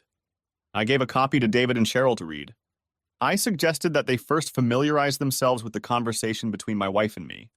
I gave Kathy the paper my father had given me to make photocopies of what my father had received. From my attorney's file that we were in the process of creating, and told her to find the best one for me. Both Cheryl and David had known my wife and me for many years. Both took what they learned today very hard. Cheryl and Grace grew up in each other's neighborhood. Although they were never close, they naturally knew everything about each other. She was shocked to learn the reality of what had remained unknown until now. Do you think there's any chance they're still lovers after all these years? Cheryl asked. Or was it one of those situations they got into and then realized their mistake? I don't know, but I'm going to need your cooperation to find out, I said. For the next few weeks, I need David to take the company car to travel to sales meetings. Cheryl, I'll need to drive your car because no one will be looking for it. So I need you to drive David's car. I'll let corporate know that we're doing this as part of your cross-training, David, so I'm afraid you'll have to do it for the next 3 months. You're going to follow your wife around on Thursday nights and write down everything you can, David said. Because your wife will still believe you make your weekly trips. My intuition tells me it's still going on, because why would my wife suddenly suggest I have an affair with her blessing, I said. If Barrow hadn't changed jobs, nothing would have changed. I believe Grace may be planning to move in with Luke Robert Barrow when he starts working in St. Louis. If Grace could prove that I was having an affair, it would justify in her eyes filing for divorce. Shit, Cheryl said. I can see Grace doing something like that. It's become acceptable in our society to blame the opposition for something you've already done. It's an effective way to take your eyes off your own behavior. Ed, if you find proof on one of these Thursday evenings, Cheryl said, call me and I'll have the dispatcher have a couple of blues call her and her lover and tell them you were in an accident. That way, I can get a detailed police report on what state they were dressed or undressed in and where they ended up. A few of the cops would like to get a little revenge on the DA for what he's done against them in the past. Kathy looked over and said, Dale Allen Britton left the DA's office 4 months ago because he could no longer work for him and opened his own practice. I've faxed his office everything we have so far, and he's expecting you. You'd better hurry. Ed, give Dale my regards and best wishes, Cheryl said, and tell him we still miss him. I walked out the door to meet the man who was on his way to the Supreme Court with the women's right to life movement because of Roe v. Wade. The way he looked at the law and how to apply it put everything he was involved with upside down. Things were getting clearer. Grace and I had started having marital problems right after she started working for Luke Barrow. That's when I was promoted to sales manager and had to start traveling 24 hours a day to meet with salespeople. If they were still having an affair every Thursday night, I had been their unknowing cuckold for over 15 years. They had to laugh at me behind my back. Now the expensive Christmas and birthday presents from Luke made sense. Dale was waiting for me when I got out of the car. I found out that Cheryl had called him about our plans. Dale had even supplied me with the key I needed to access Luke Barrow's house and the code to disable the alarm system if it was set. He handed me a piece of paper with a phone number on it. At this number, he said, "You will find those who can provide you with the service at a reasonable price. I have spoken to them, and they are waiting for your call." He explained he grew up on the street and still has connections to pull some things off. The codes for the Barrow home, he said, will be in effect until the end of next week, and then Luke Barrow will receive a monthly reminder to change his access codes. He was going to sue Barrow for child support from the day April was born. Luke Barrow was going to have a lot of expenses. Under state law, you couldn't get rid of it by declaring bankruptcy. If Dale got his way, his former boss would be broke before he was done. He was going to sue my wife, Grace, accusing her of adultery, abandonment, and fraud for knowingly passing off Luke Barrow's daughter as mine. It was Dale who offered to temporarily transfer my parental rights to April to my parents until the court case was settled. I asked him why.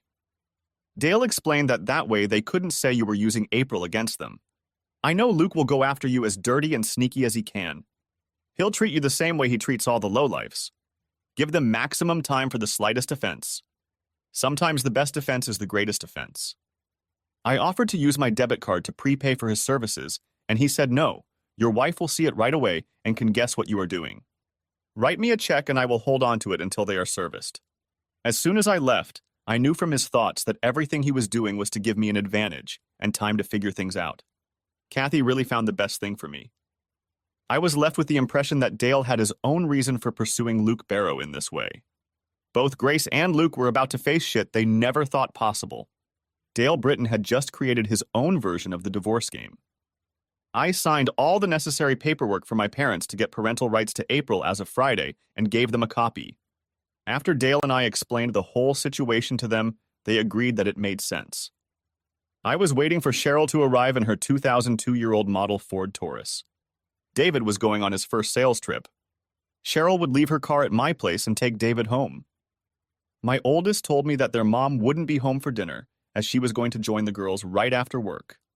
As soon as Cheryl arrived, everything was switched over and I threw my suitcase in the trunk. "Ed," Cheryl said.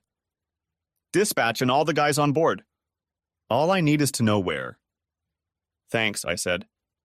Dale said to call him if things got going so he could personally serve them. "I'd like to know why Dale wants Luke Barrow out." "With Dale, it's a matter of principle," Cheryl said. "Luke has trouble backing up what he says." It was interesting to watch Grace and Luke drive away in their cars. Both stopped at Charlie's Bar and Grill and had a first-class steak each. Then one went one way and the other went the other. I, on the other hand, just pulled up to Luke Barrow's house and waited. Dale's friends and my crew had already set up. I was in a safe place with a direct view of Luke's house. Grace was the first to show up. After entering the code into the box to disable the alarm, she used her own key to unlock the door. We filmed her long enough to see her enter the house. 10 minutes later, Luke pulled up. Grace opened the door to greet him. Her blouse was completely open and her bra was missing. Her full cleavage was on full display. Luke pulled Grace into his arms and gave her a deep, loving kiss. As they kissed, I noticed his hands began to play with her breasts. As soon as they closed the door, I stopped filming. 6 of the 8 rooms in Luke's house were wired for video and sound. Luke Barrow's neighbor's son was serving a long prison sentence. He agreed to let us use his house as a base. Everything that was filmed at the Barrow house was streamed live to all the Facebook pages they were connected to.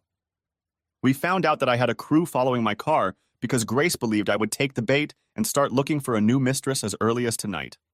Since she knew my schedule, they hooked up with a prostitute they hired because she knew my taste. I texted Cheryl to let her know what I had just overheard. She called her husband David to let him know he was being followed. Being a former Marine, he took direct protective action and intentionally drove his car off the road at 10 o'clock at night. He then had to call a tow truck to get it out. He called his wife to report the accident. She texted me. I replied that everything was fine and gave her the address. While I waited to see what would happen, I slipped over to the Burrows' house and took the valves out of all the tire rods on their car because I didn't want them to have a chance to start cleaning up the mess they would be in. The lovers wouldn't be going anywhere for a long time. The police officers, flashing their blue lights, pulled up to the house and began looking for Grace Adams. Luke Burrows tried to deny her presence until the officers pointed out that her car was parked in the driveway. Finally, Grace appeared in the doorway, wrapped in a sheet. Mrs. Grace Adams, your husband Edward Paul's car was involved in an accident near Little Rock, Arkansas. It was your parents who offered to find you here when you couldn't be found. I took great pleasure in seeing Grace's face turn white. The policeman had deliberately lied to her to make them both uncomfortable. After that, the police officers got into their cruiser and drove off, and I followed them, keeping up with them. From the moment the police arrived until the moment they left, everything was recorded and streamed live on Facebook. We had proof that the case was ongoing, and so did the people of the Cape. At midnight, my oldest daughter Amy called, "Daddy, Mom isn't home yet, and my calls are going to her answering machine. I'm starting to worry that she doesn't usually come in this late. What should I do?" "Call Luke Barrow and ask him to put you through to your mother," I said, sending her the number. "What does her boss have to do with this?" Amy asked. "He's been her girlfriend on Thursdays for over 16 years, I said. I hung up and sent Amy part of a clip of Grace in a sheet talking to the cops and Luke Barrow, wearing nothing but pajama pants, from the burning phone. 10 minutes later, Amy called again and said, "Mom's phone suddenly worked again." She called me. She said she was on Lower East Broadway with 4 flat tires. I realized she was lying and told her it couldn't be true, because it was right next door to Luke Barrow's house. She said she was telling me the truth, and I told her I saw a clip of her and her lover talking to the cops. She told me what the clip was and I sent it to her. Mom couldn't explain to me why she was wearing a sheet. I wasn't expecting her home for a few hours, but you could do me a favor and open the front door, I said. I was getting out of the car when my daughter Amy saw me. She watched me take my suitcase out of the trunk and walk toward her. No sooner had I set my suitcase on the floor than my cell phone rang. It was Dale Allen Britton. I answered it and put it on speaker. "Ed, I just served them both at his house," Dale said. "Now your wife and her lover are forbidden to come within 500 feet of you and your children. I will notify the Cape Police Department before I return home." "Do yourself a favor, don't talk to her at all," Dale added. "If she shows up even for clothes, call the police." "Got it, and so did my oldest daughter," I said. "Thanks, Dale." "Amy, go open the garage so I can move Cheryl's car into it," I said. "I have to be in Little Rock." That's what we did. "Dad, is that why the locksmith came around 6 to change the locks?" asked Amy. "Yeah, it was done at the last minute," I said. "I got Kathy to order it because it was becoming obvious that it was going to go the way we planned." "What brought this on?" asked Amy. "The DNA test your grandfather sent to Ancestry.com, I said. "They got a match on April. He told me about it at work on Monday. When I contacted the woman, it turns out your mother's boss is her son, who she gave up for adoption when she was 15. Amy, my daughter, lost her temper. I held her tightly until she calmed down. Then we turned off the lights and went into the kitchen to talk quietly. I turned on the tape recorder and let Amy listen to the conversation her mother and I had when we were driving back from Nashville. It was very informative to hear her mother's words from her own mouth. "Why does Mom want you to have an affair, Dad?" Amy asked. "To negate the repercussions of what she did, should it be found out," I said. It's sad that her assumption led to the truth coming out. There was a quiet knock on the door. Since I wasn't supposed to be home, Amy answered it. It was a police officer who informed us that they had stopped the cab Grace was in and told her that she would be violating a court order if she drove on. My eldest daughter and I discussed all of this for the rest of the evening. We both agreed that Grace should have been a writer because she always had a story to tell about her girlhood.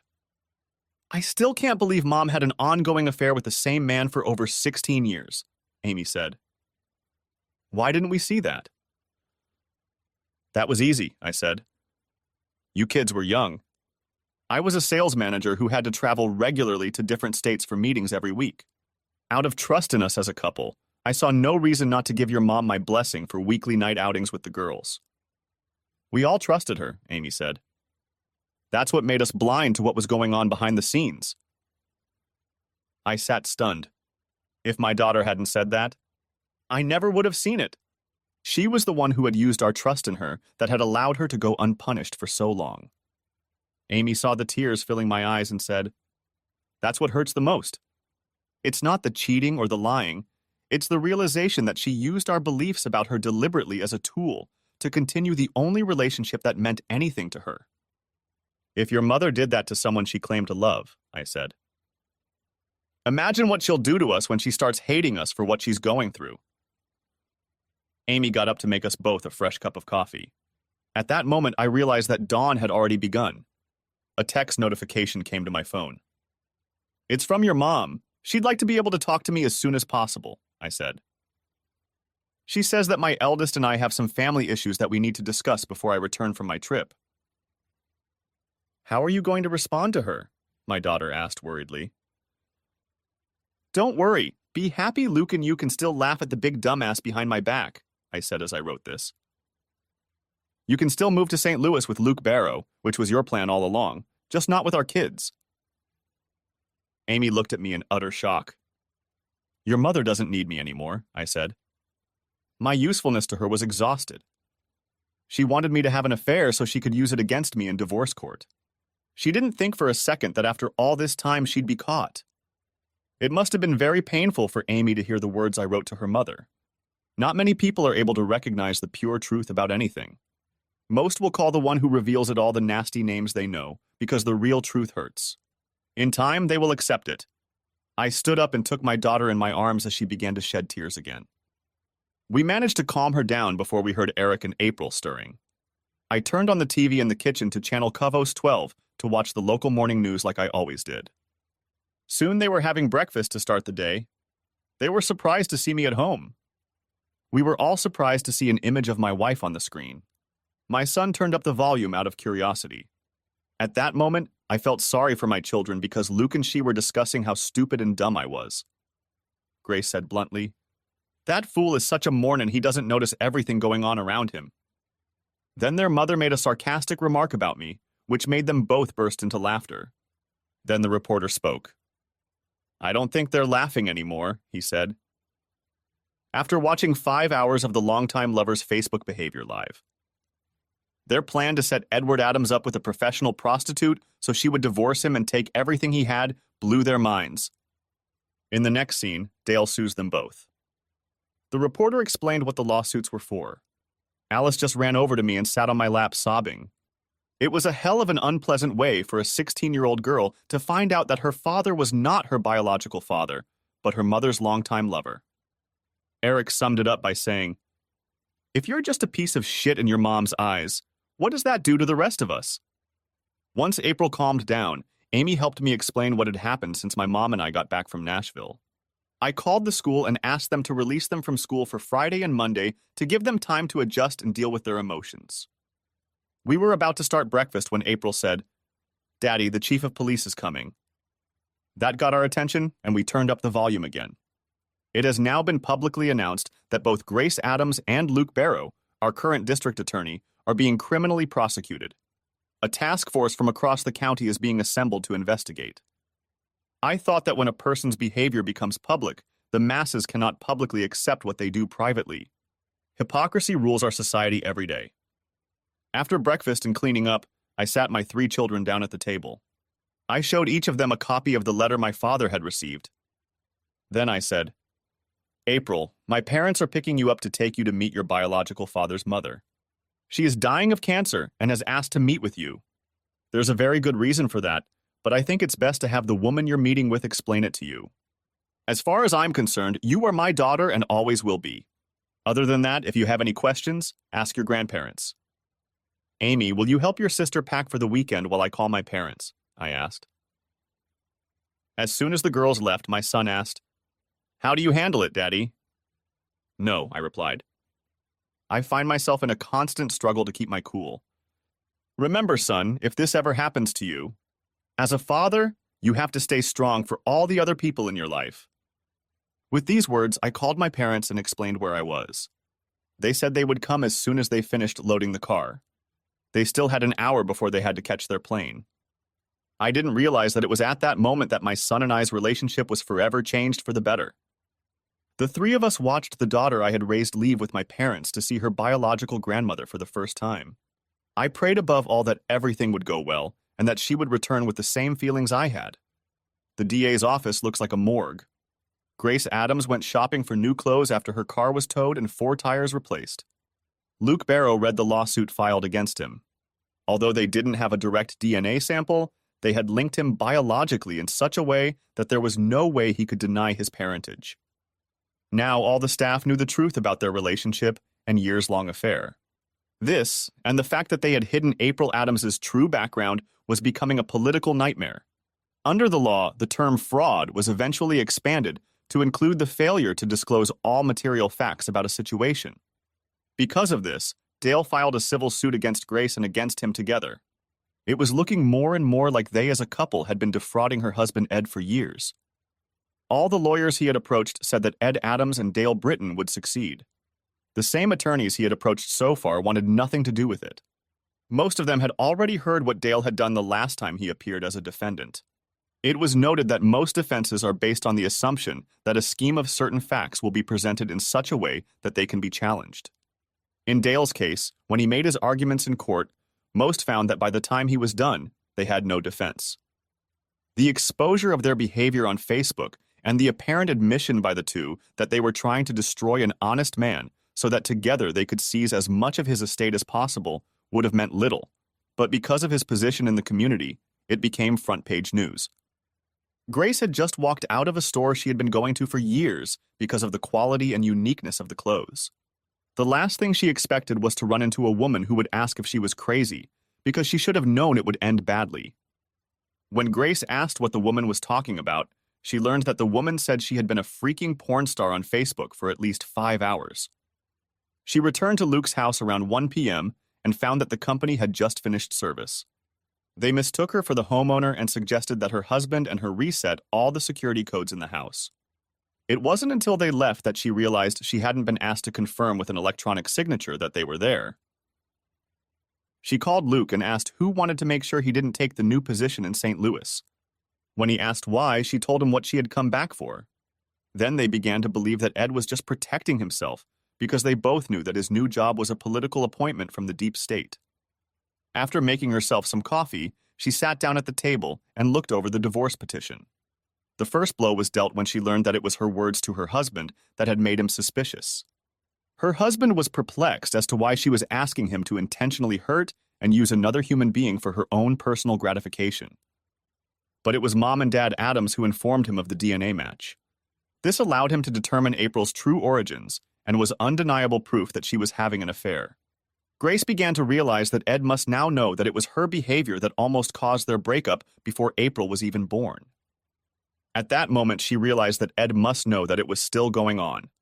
It was Ed who was behind what had happened last night. It was Ed who was revealing the hidden facts of her life. As she took another sip of coffee, the doorbell rang. She stood up, walked to the front door, and opened it, finding that it was the neighbor Luke didn't like. "Mr. Primrose," she said. "What can I do for you?"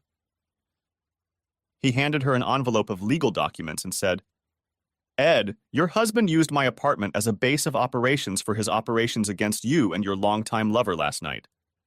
I was happy to let him do it because Luke Barrow got my son the maximum sentence as a first-time offender.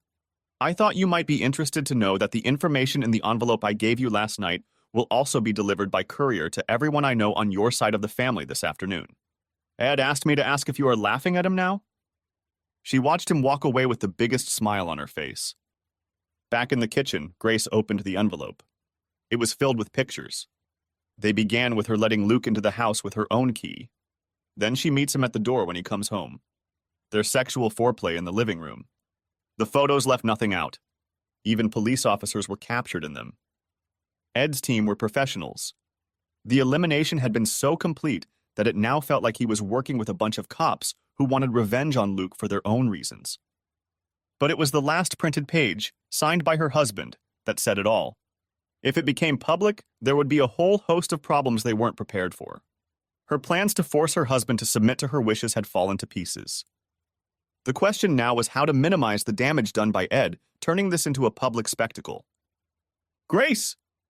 Last Sunday when we got home from Nashville, I realized that you were trying to set me up to divorce me.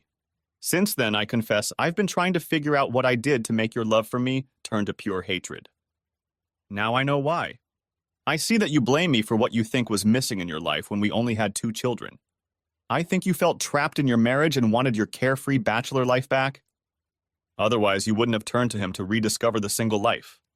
By doing so, you allowed him to take you away from what you hated for a few hours a week. I know that the only reason you stayed married to a man you hated and thought was dead was because Luke didn't want to take on the responsibility of raising children, even his own.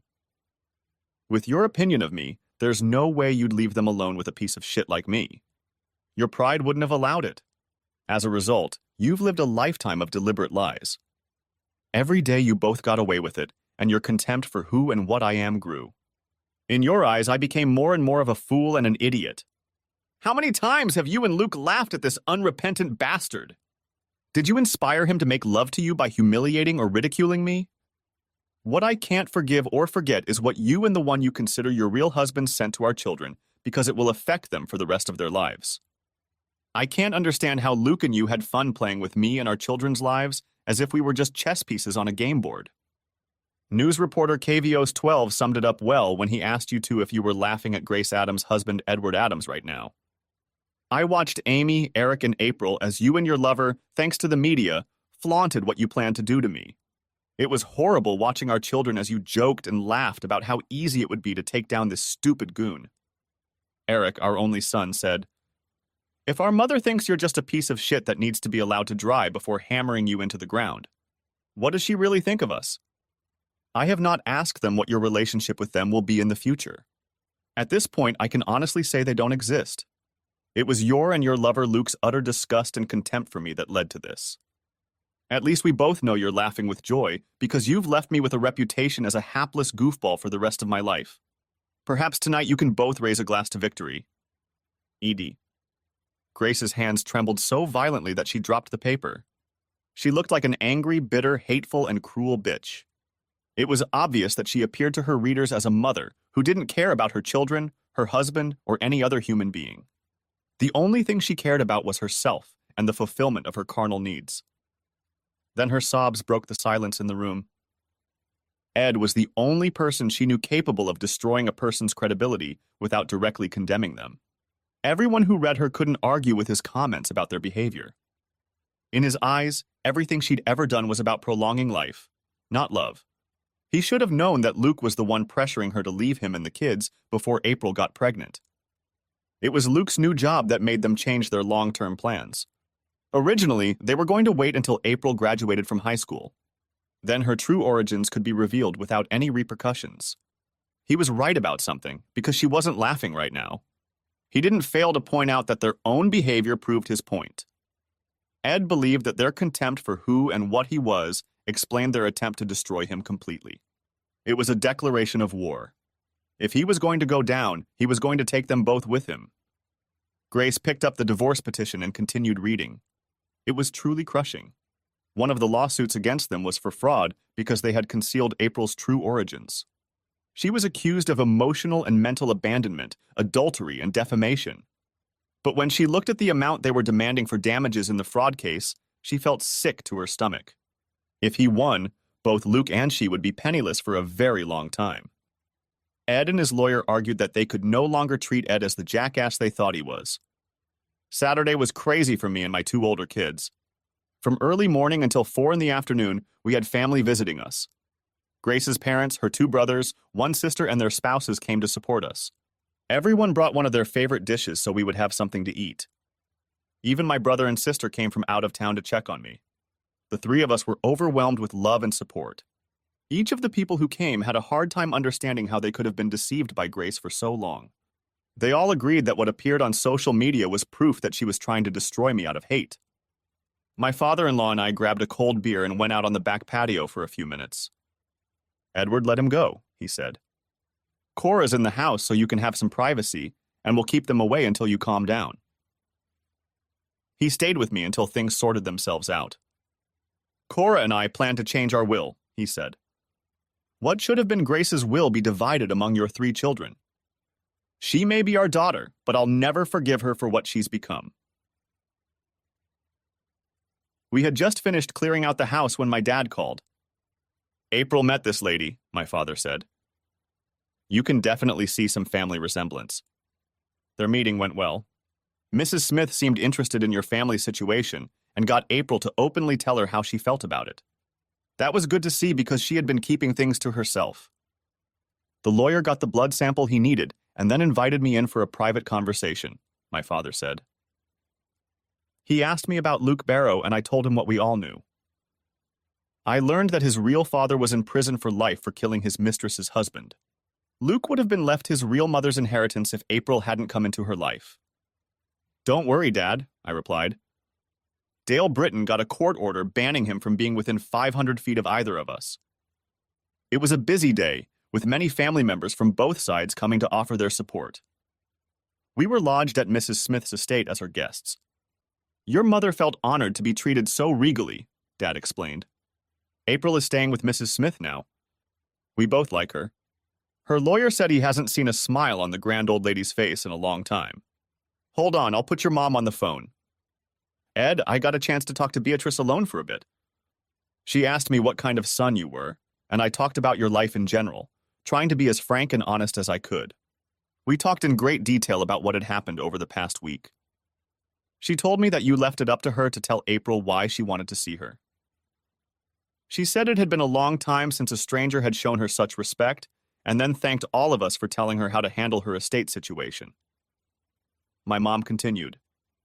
She plans to leave everything in a trust in April's name for you to manage until she turns 25. Text me when you leave so I can be there when you bring her home, I asked before hanging up. I texted April to say we all miss you and send hi to Dad. We finally had time to get everything in order before David and Cheryl arrived in my car. I had to apologize to her for forgetting to return it. The police chief sees a chance to take out Luke Barrow, Cheryl said. He and Dale are working together. Dale has handed him some questionable items for the investigators to look into. When I got back, all the staff were gloomy and upset, David says.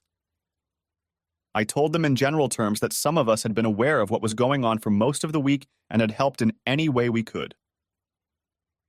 It's been an emotional roller coaster around here since Thursday night, I said. The kids still have a hard time dealing with it at times, so I'm taking Monday off too. Have you heard anything about Grace? Cheryl asked. Not since Thursday night, I replied. Luke and her are probably busy doing their own thing, since they've made it publicly clear how they feel about us. My youngest daughter called me early Sunday morning and asked if she and her grandparents could come home late on Monday. I gave my blessing if her grandparents would agree. She thanked me for making her go. I asked why. April said that Mrs. Smith made me accept the fact that it was not my fault that her mother's infidelity had brought me into the world. Mrs. Smith made Daddy understand that we were all innocent victims and didn't deserve what her son's and my mother's behavior had brought upon us. I love you, Daddy, she said before ending the conversation. On Monday night, Amy, Eric, and I watched my mom and dad pull into our driveway. My parents looked stressed and tired. As soon as she got out of the car, she immediately rushed into my arms. I had to admit it was nice to have my youngest daughter home. Her father opened the trunk and brought in her suitcase. Eric immediately carried it into her bedroom. Then the 3 of them went to the family room so April could tell them about her new grandmother. This gave my parents and I a chance to catch up. We went into the kitchen. While I made fresh coffee, my parents told me about their impression of Mrs. Beatrice Smith. When we left, she was calm, my father said. It was like she had reached a point where she was ready to accept her death. Meeting April and having April accept her was important to her. Mom pulled an envelope of legal documents out of her purse and handed it to me, explaining, "This was given to me by her lawyer, per Beatrice's instructions." I opened it and pulled out the letter. Opening, the first thing I noticed was a check for $50,000. The letter was short and to the point. The great lady thanked me for granting her request. She was informing me that before I contacted her, she had already lived beyond her life expectancy. DNA confirmed the biological connection. April is a beautiful girl. You have raised her well. Use the resources I have given you to get through the difficult time you are going through, and don't forget your values. I gave it to my parents to read. It was hard to realize that my parents and I may have fulfilled a man's dying request. Over a cup of coffee, I explained to them everything that had happened while they were on the trip. I told them that I felt that emotionally, everything was behind us as a family, and that we would be back to our normal way of life starting tomorrow. The rest of the week went smoothly. Grace tried to contact each of our children by cell phone and was told not to call again. The corporate headquarters was thrilled that I was no longer leading sales meetings and began looking for a sales manager for the first time in 10 years. I was sitting in my office going over the month sales figures when Kathy poked her head through the door saying, "Shit hit the fan." I looked up at her and asked, "What now?" "I received a letter informing me that your latest letter to Grace was published on a Southeast Missouri newspaper website." I went to the website and found the Speak Out section to open it. Katie came over to my desk and started reading, looking over my shoulder. By the time she finished reading, she was sobbing. "I wrote it when I was emotionally upset," I explained. "Maybe I was being too harsh." "No, Ed," Kathy said. "You just coldly and bluntly stated what her long-term behavior shows. Either one of them could have gotten over it and come clean. Luke got the benefit of a long-term relationship without the cost." "That's what I thought," I said. "It's not often that the community at large gets to see what someone's behavior costs a family, and in such a public way," Katie says. "For anyone who has been divorced like me, it's a stark reminder of the pain and suffering they had to go through before they could start living again." "Look at that last comment," I said as I read it aloud. "As a feminist for most of my life, I have fought for equality and empowerment. What this woman and her lover did to her husband and children has forever tarnished our movement." Grace and Luke were having dinner at Charlie's Bar and Grill. The place is usually packed to capacity on Friday nights, but tonight there were only empty tables around them. When they asked the waitress why, she explained that there were people waiting for us who refused to show up publicly near you. The waitress said it was probably because many people had read the publication of your husband's last letter to you, Mrs. Adams, on the Southeast Missourian's website. Grace and Luke asked for the bill and quickly left, knowing that they had better stay as far away from society as possible in the near future. Both of them had to accept that their world had shrunk considerably because of their behavior. As they were leaving, Grace noticed her mother and father sitting at a table waiting for their order. Grace headed toward them. Luke followed her. When she spoke, her father looked at them and said, "Mr. Barrow, I suggest you get your whore out of here and let my wife and I eat in peace." Grace left the restaurant in tears, finally realizing that if she went too far, there was no turning back. She had to live with the consequences of what she and Luke had done for the rest of her life. When they got back to Luke's place, they went to the website and saw for themselves what was being written in the comments. It was clear to both of them that the public hated them both. 3 months later, I sat in the passenger seat of my car and watched April drive. We had left this morning to go to Wichita, Kansas, since we had learned that her grandmother Beatrice had passed away. We were on our way to the airport to take the private jet that the estate provided us. April was having a hard time with this, as they had grown close through constant phone calls to each other when she returned from her trip. Amy and Eric helped me a lot, and all 4 of us became closer as a result. They both encouraged me to start dating, but I kind of kept quiet about it. Once burned, twice embarrassed. Luke and Grace were now living in St. Louis. The feds had authorized him to start work early. The county was happy to get rid of him early if he paid back over $45,000 in questionable expenses. They were now living in a rented 2-bedroom apartment in case they had to declare bankruptcy because of an impending civil suit. Under Missouri bankruptcy laws, they could only keep $10,000 each. Our divorce was finalized in accordance with state law. Grace was to pay me child support while they were in school and cover 50% of their living expenses if they lived on campus. The civil fraud trial was due in 2 weeks. My children still refused to talk to their mother, as did her relatives. She had experienced firsthand that people can take so much crap that they then leave for good. April had to endure a meeting with her biological father, organized by the State Child Welfare Agency. It did not go well for him. She told him that his mother had told her that he, like his real father, was a drug addict who should not be allowed near any woman. In the presence of child welfare officials, April told him that both her mother and he were dead in her eyes. We attended her grandmother's funeral. Afterward, the lawyer revealed to both of us how large her inheritance was. It was overwhelming for both of us. As trustee, after discussing it with our daughter, we decided to sell her grandmother's house with all the contents except for personal jewelry and a few photographs that April wanted to take. We got home. The school year was winding down. I was getting ready for the first day of court on Wednesday when April walked into the den. "Dad, can you arrange for Luke, Mom, and their lawyers to meet with the two of us and Dale on Tuesday?" April said. "I think so, but why?" I asked. "I want them to see the real cost of their actions," April says. "Grandma Beatrice suggested that to me." I called Dale and we made a deal. It was a beautiful sunny day as we sat with Luke, Grace, and their attorneys. "I requested this meeting," April said. "To my biological father, I want to inform him of the following: the whereabouts of your father and his request to visit him in prison. He is serving a life sentence for the murder of his mistress's husband. You must realize that you are the product of a rape committed by a distant cousin when she was 14 years old."